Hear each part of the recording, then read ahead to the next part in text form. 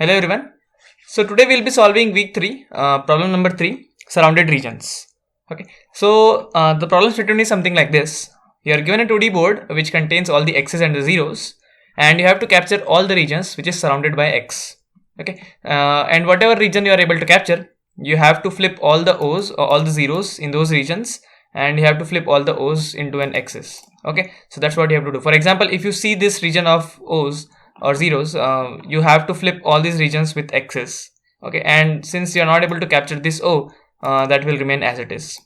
Okay, so let's just take an example and see what all are the regions that we'll be able to capture, and what all are the o's that will not be captured at all. Okay, so for example, consider this matrix that we have here. Okay, now what do you think? Will you be able to capture this o? Well, we cannot capture this o. The reason being, there is this path that this O can follow and it can reach out of the matrix, right? So that's why you will not be able to capture this O at all. Similarly, can you capture this O? No, because this O is also not, this O is also having a way in which it can reach out of the matrix, or it's not surrounded by X on this side. Okay, so that's why you will also be not able to capture this O. Okay, will you be able to capture this O? So now if you see this O is these three O's are in a continuous fashion. They are present in a continuous fashion, and if you see, all these O's are surrounded by some X's. Okay, so we are not considering the diagonal connection. Okay, just make sure about that. We are not considering this kind of connections, so it cannot escape like this. Okay, we are only considering the orthogonal connections. Okay, that means we are only considering these four directions. Okay, which is up, down, right, and left. Okay, so we can see that this region of 3 O's that we have here, this gets captured by all the x's surrounding this region. Okay, so that is why all the O's here will get converted into x's. And yeah, so what if you consider this O? So since this O is not captured by an x here, so that's why we will not be able to capture this O at all. Okay, so the overall idea is, if there is any O in the matrix which is having a path with which it can reach to the boundary of the matrix following all the O's. Okay, for example, if you consider these O, so we have this path which this O can follow, and it can reach to the boundary of the matrix, which is again a O. So that O will never be captured. Okay, in other way, what you have here is all the boundary O's that you have. Consider all those O's. For example, consider this one, and consider this one. Okay, and try to run a DFS. So if you're not familiar with DFS, I really recommend you to watch some tutorials on DFS. If you want me to make a separate tutorial on DFS as well, let me know in the comment section. Okay, so what we can do here is we can run a DFS from this O, and we'll traverse all the O's that we can from these boundary O's. Okay, for example, from this O, you can actually go to this O, then this O, and then this O, and then there is no other O that you can reach from these O's. So we'll just stop here. Okay, so all these O's that you see here, are the O's that will not be able to capture. Okay, similarly, if you consider this one as well, you'll not be able to capture this as well, because this is on the boundary. And similarly, if you consider this as well, you'll not be able to capture this one as well, because this is on the boundary as well. Okay, so what we'll be doing first is, we'll be considering all the O that we have on the boundary of this matrix, and we'll be running a DFS from all these O's, and we'll be visiting all the neighbor O's from this boundary O's, and we'll be marking them safe.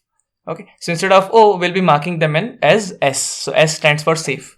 Okay, next what we'll be doing is, there will be some O's that will be left in the matrix. For example, if you consider these O's now. Okay, so these are the O's that are still O, and these are left in the matrix. Now, what can we understand from these O's? So these are the O's that didn't find a way to reach to the boundary of the matrix. That means that these are the O's that got captured because of the X. Okay, so what we'll be doing is, we'll be changing all of these O's to X. Okay, so first step is to actually run a DFS from all the boundary O's, and to mark all the O's that we can visit from the boundary as S. S means it's a safe O, so that's not going to be captured. Second step is to actually convert all these O's that are remaining in the matrix to an X, because these are the O's that got captured, and whatever region got captured needs to be converted to an X. Okay, what's the third thing that we need to do? The third thing now is, since we have to return answer which will only be O or an X. Okay, so we cannot have things like S in our matrix, so we'll be replacing this with an S, S, S, S, and so on, right? So we'll be changing back this S, into an O, because that means that these were the safe regions and we were not able to capture these safe regions, so that's going to remain an O as well. Okay, so once again, what we'll be doing is just a recap once again. So we'll be considering all the O's that are there on the boundary. We'll be running a DFS from all these O's, and what we'll be doing is whatever O we can reach from the boundary O's, we'll be marking them safe. So these ones are going to be marked as safe. This is marked as safe. This is marked as safe. Okay, that's the first thing, to mark all these O's as safe. The second thing is to actually take the remaining O's that we have and we'll mark them as an X, because these are the captured O's, and we'll just mark them as an X. Once these are marked as an X, the safe nodes or the safe regions that we had before, which we marked as S, needs to be again changed back to O, because the answer that we have to return should only contain either O or an X. Okay, so we'll just again visit these S and we'll just again mark them as O's. So that's what we'll be doing. Okay, there is a very nice trick that is involved when you have to run DFS on matrix, because there are several kind of stuffs that you have to deal with, like which direction to go to, or whether a particular coordinate is a valid coordinate in this matrix or not. So we'll be dealing with all those kind of things, and let's just quickly jump to the code section and we'll see how we can implement this thing as well. Okay, so I have marked down the steps for you so that it's easy for you to follow these steps and you can get the thing done as well. What I'll be showing here is some nice tricks that you can use whenever you have to run DFS or BFS on matrix, because there are several stuffs like in which direction you need to go to. Some people might be having some if-else conditions in order to move to different directions. Some people might just hard code the directions that they want to move to. But I'll be showing a better trick, a nicer trick, which will make your code short as well, and that will also make your code clean as well. Okay, so let's just start the coding part. So step 1 is we'll mark all the places reachable from the boundary coordinates as safe.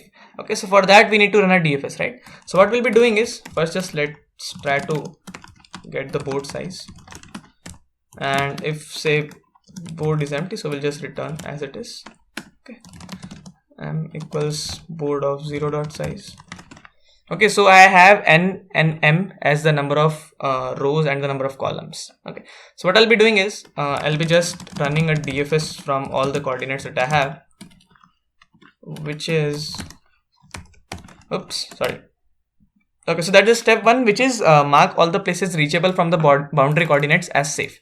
So what all were the boundary coordinates? So boundary coordinates are all the coordinates that are in row 0 and row last, whatever the last row is. In our case it's going to be n-1. Okay, and all the coordinates that we have on the column 0 and column last. So column last is column m-1. So that's what we'll be doing. Okay, so step 1.1 is we'll iterate on all the rows of the first and the last column. The way we'll iterate on all the row is I equals 0, I less than n, plus I, and I'll just call the DFS. So if you see this DFS function, this actually takes the board that we have and the coordinate at which we want to run the DFS. Okay, so I'll just send the board. The coordinates are going to be, since the row is I and the columns will be the first column and the last column, so I'll just send DFS of board of I, 0 and DFS board, I, m-1. Okay, because since we want the first and the last column, so 0 denotes the first column and m-1 denotes the last column that we have in our matrix. Similarly, what we'll be doing is we'll be just doing this for step 1.2 as well, which is we'll iterate on all the columns of the first and the last row. Okay, so this is the first row that I have and this is the last row that I have, and I need to iterate on all the columns of this first row and the last row. So what I'll be doing is I'll be just using the variable j here because that's what we'll be using for the columns. So j++, and what I'll be doing is, since I want it on to happen on the first row, which is 0th row, and I want it to do on last row as well, which is the n-1th row, so I'll be just calling the DFS on 0, j, and j goes from 0 to m, and n-1, j, so which is the 0th row and the last row and all the columns. So j, since j is going from 0 to m-1, so we are able to run the DFS on all the columns. Okay, That's the DFS part that we have to write. Inside the DFS function, what we need to do is, first we'll just calculate the dimension of the board, whatever we have, which is n and m. And next thing what we'll be doing is, since we only want to run the DFS on the nodes or on the coordinates which are first a valid coordinate. So for example, if I'm running the DFS and if I reach at this particular point, now this is not a valid coordinate, right? So if you see, this is 0, 1, 2, 3, 4, 5, and this is 0, 1, 2, 3, 4, 5 as well. So only valid coordinates are till here and till here, and anything after that is not a valid coordinate, right? So if I have anything after that, is not a valid coordinate. So for example, if you consider this coordinate here, so that's a 0, 5, and that's not a valid coordinate. Okay, so first thing is, I need to make sure that whatever this I and j is in our DFS are actually valid coordinates. So that's why we have this is valid function here, okay, where I will be sending this I and j along with n and m. Now this I actually denotes the row that I'm having, and the row should be from 0 to n minus 1 because we have a total of n rows. And similarly, the column j needs to be from 0 to m minus 1. So I'll just make sure that I is greater than, first of all, minus 1, because I cannot have any negative row or negative coordinate for row or column. Similarly, j needs to be greater than minus 1, and I needs to be less than n, and j needs to be less than m. Okay, so this is what I want. So this is the check that I'll be having in my is valid function. Okay, so this will just make sure that whatever coordinate I'm processing here is a valid coordinate. Okay, so if not is valid, I, j and m, or so if this is not a valid coordinate, in that case I don't want to run the DFS, because I cannot run the DFS because this coordinate given here, mentioned here, is not a valid coordinate at all. Okay, so I'll be just exiting from my DFS function. Okay, so if this is not a valid coordinate, or if board of I of j is not equal to O. Okay, the reason is, for example, I'm running this DFS only for the regions where this O is present, right? So if I am at this x, for example, so do I need to run the DFS from this x? No, right? Or if I am, say, I have replaced this O with an S, for example. So let's say this O, I'm running the DFS, and I have replaced this O with an S.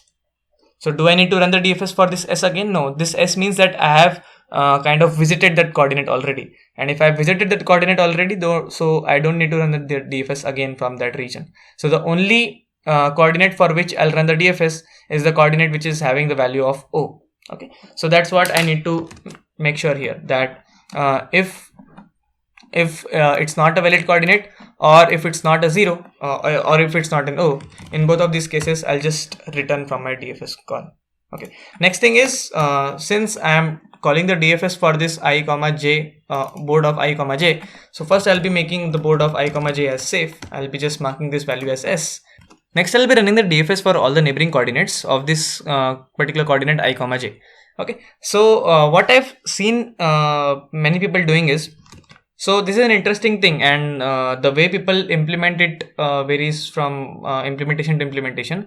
What I'll be showing you is a really nice implementation, and a really short implementation that can be really very helpful when you have to write DFS, BFS for this matrix and all those kind of stuffs. Okay, so many times what you have to do is, for example, if there is a coordinate here, and you have to visit the neighboring coordinates, and consider only the orthogonal coordinates, which is the top down and the left right coordinates. Okay, so for this I comma j, the coordinate which will be at the top is going to be I minus 1 comma j, at the bottom is going to be I plus 1 comma j, and so on. On the right it's going to be I comma j plus 1, and on the left it's going to be I minus 1 comma j. So many times I've seen that people hard code these coordinates and then call 4 DFS on 4 lines, also making sure that this I minus 1, j minus 1 or j plus 1 and so on, all these things does not overflow. And if, for example, if instead of this just 4, what if you have to visit this 8 neighbors? Okay, so you'll have to like write 8 different lines, and that actually makes your code a bit messy. So what we'll be doing is, we'll be declaring the direction arrays, and the direction arrays are something like this. Okay, so these are going to be the offsets that we have when we have to actually visit the neighbors. So for example, as we have seen that here in this case, if I have this particular point where the coordinate is I comma j, So what are the offsets or what are the directions in which I'll be visiting? So first thing is the top direction for which the coordinate is going to be I minus 1 comma j. Okay, so what I'll be doing is I'll be just writing the offsets that I'll be adding or subtracting on this. So if you see, I'll be adding a -1 to this I and 0 to this j. So I'll be doing that. So that means I'll be subtracting a row and I'll not be doing anything to the column. If I have to go down this I comma j, what I'll be doing is I'll be doing a +1 and I'll not make any change to the column. If I have to go to the right, what I'll be doing is I'll not change the row. That means it's going to be 0 and I'll just increment my column by 1. So that's going to be +1. And if I have to go to the left, that means that still this row is not changed and the column that I'm visiting is 1 less than this column j. Okay, so remember these values that we have, which is -1 comma 0, 0 comma +1, +1 comma 0 and 0 comma -1. And this is what we'll be writing in as our direction arrays. So the direction arrays are 0 0 1 -1 and 1 -1 0 0. Okay, because these are the pairs that we have here: 0 1, then 0 -1, then 1 0 and then -1 0. Okay, so if you see, we have this 0 1, so that's pair 0 1. Then we have 0 -1, so here we have 0 -1. Then we have 1 comma 0, which is this 1 comma 0, and then we have -1 comma 0, and here is -1 comma 0. And what I'll be doing is I'll be just adding dir I values to the given coordinate I and dir j values to the given coordinate j, and I'll automatically be obtaining the neighbor coordinates of this given coordinate I comma j. So if we have to visit just the 4 neighbors, then we can use this direction coordinates. If we have to visit all the 8 neighbors, then there will be 4 more values for each of this dir r and dir j, and that will actually allow you to write code in a much faster way, as well as a concise and precise short code as well. So we'll be just iterating on all these coordinates, which is k less than 4, k plus plus or plus plus k, because we have a total of 4 coordinates. And what we'll be doing is we'll be just calling the DFS for I plus dir I of k and j plus dir j of k.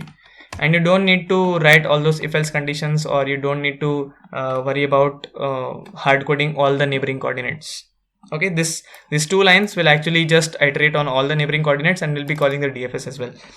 Okay, many times what I see is first people check whether a given coordinate is valid or not, or if it's not going out of the boundaries or not, and then they call DFS. So that thing already we are taking care in this if condition. So if it's not a valid coordinate, anyways we are returning from our DFS call. So you don't need to check it again, and you can just be assured that your DFS will not run for the invalid coordinates that you have here. Okay, so with that we are done with our DFS function, and this is a very small DFS function. If you see, like this is just 1, 2, 3 and 4 lines of code, or 5 lines of code if you see, and you can have your nice DFS implementation done this way.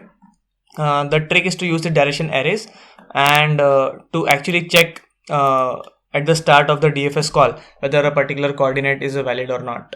Okay, so once we have done the DFS for all the coordinates of the first and the last column on all the rows and the first and the last row on all the columns, what we'll be doing next is the step where we'll be taking all these zeros or O's that are left, and we'll be converting all these O's into X, and we'll be taking all this S, which means that all the safe coordinates that we have marked, and we'll be converting these safe coordinates into an O. So that simply will just iterate on this complete matrix.